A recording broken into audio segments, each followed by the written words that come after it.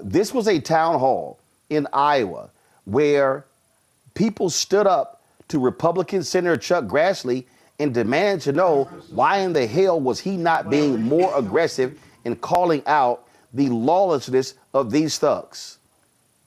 That Congress is created and in violation of the Constitution. My question to you is, why do you believe that President Trump is above the law? And I'll just reinforce what other people have been saying here. Why have you not spoken out for it? Yeah.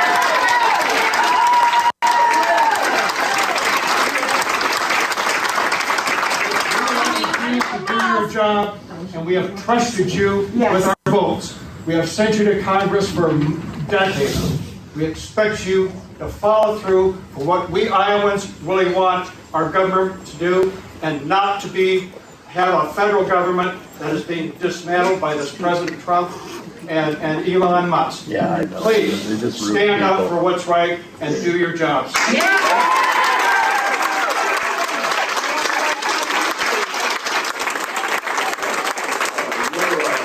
Your statement gives me a wonderful opportunity to explain to you that constantly, every time I go from my office to the Senate floor, there's journalists not by the dozens, but by a couple dozen, that are there to ask me questions all the time.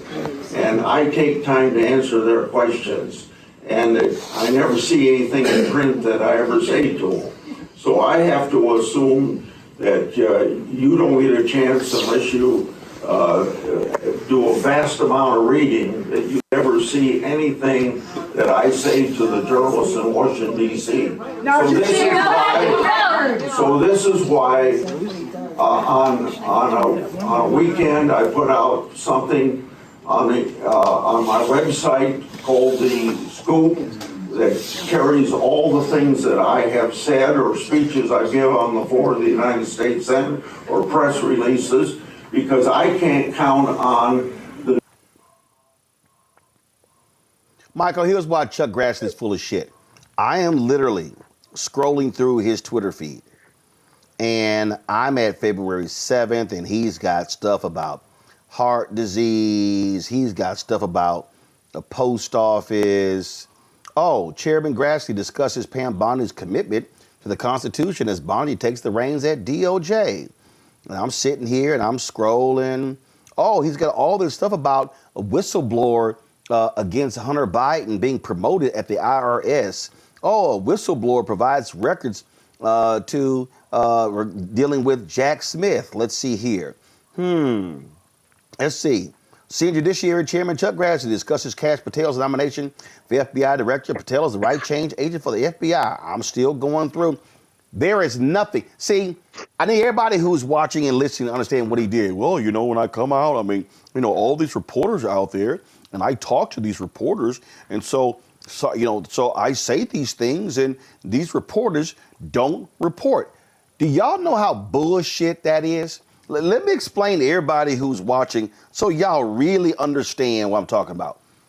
If Senator Chuck Grassley, who chairs the Senate Judiciary Committee, talked to a reporter and said to a reporter, and he criticized the lawless actions of Donald Trump and Elon Musk and MAGA and Stephen Miller and J.D. Vance, I can guarantee y'all there would be headlines, there would be video, there would be stories. He stood in front of those people and lied, Michael.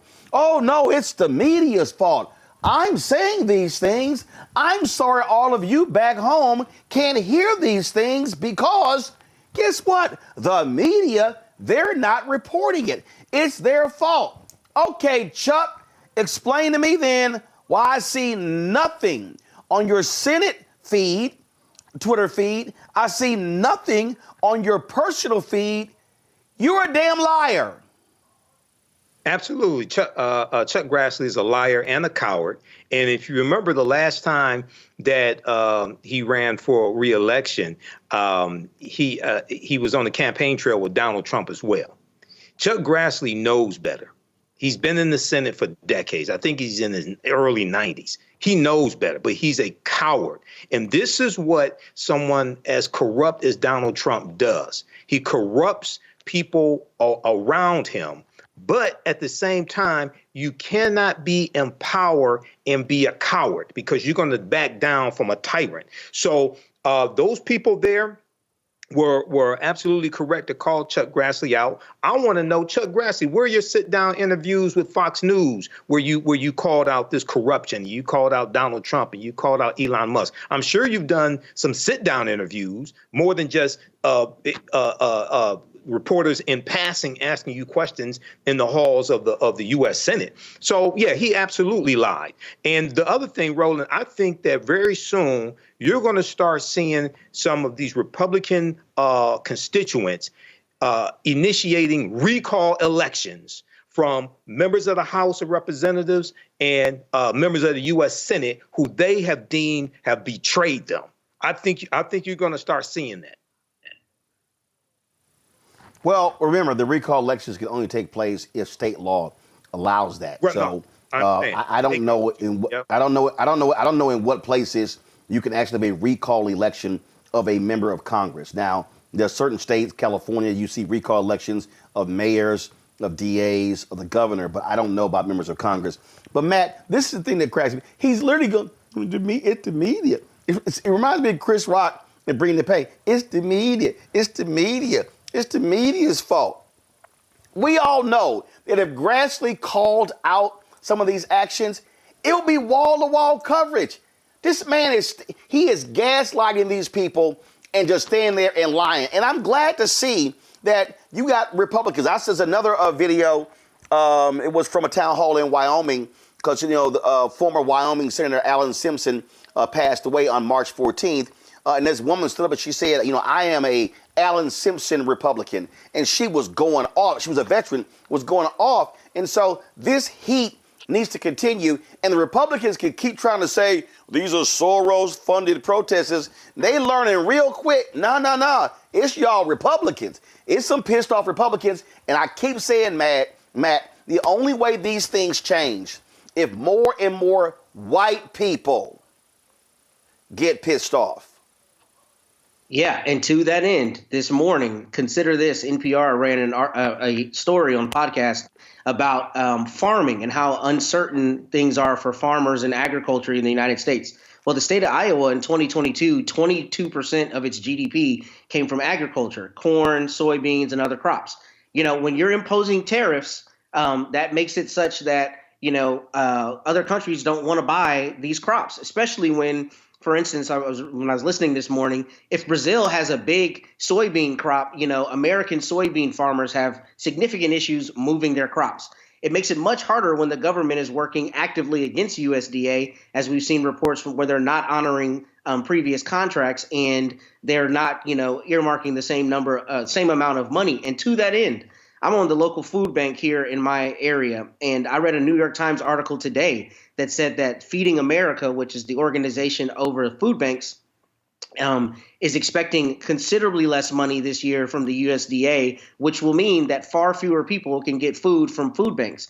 And I think in Iowa, especially in a place like Iowa, where it's ethnically homogenous for the most part, primarily white people there, they're feeling the effects of these Trump policies on the ground because many of them are receiving farm subsidies. There are 97,000 farms in Iowa. So I'm sure somebody in that room with Chuck Grassley is connected to a farm that does not know how it's going to move its crop. And when the government is not helping you, and that's what the government has done for decades, you're feeling it on the ground, the effect of those policies. So it doesn't surprise me. And I think this is exactly the kind of thing that needs to take fire across the United States. And you need to see exactly what you're saying. This is not Soros Democrats. This is not AOC or whomever you're trying to make the far left, this scary bad Marxist. This is the person down the road from you whom you think is a normal American or, the prototypical white American who is realizing that now they voted for a person who is working actively against their interests despite what they were told. So we're seeing that. And for Grassley to stand there and act like, oh, it's the media, when what's really happening is all of these cowards in Congress and in government are afraid that they're going to draw Trump's ire. So they're just rubber stamping everything, which makes no sense to me, because if all of them stood against him and said, look, man, you don't got that kind of juice, then they would be able to make things happen in a way that they're not completely cutting out their base and completely just capitulating to the authoritarianism that we're seeing. So I think it's going to require profiles and courage, not only from Democrats, not only from people on the other side, but from people within that party. And we just are not seeing that yet.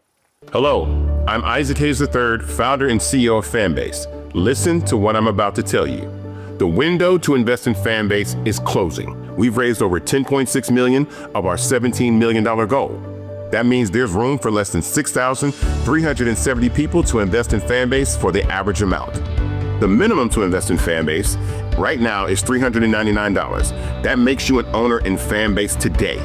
Go to startengine.com/fanbase to invest. Why? Because current social apps have taken advantage of users for far too long, with content suppression, shadow banning, harmful racist content, and no real tools for monetization and equity.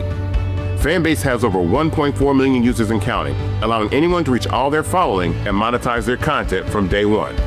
Social media is the new TV, and whoever owns the apps that distribute that content have the opportunity to own potential billion-dollar companies.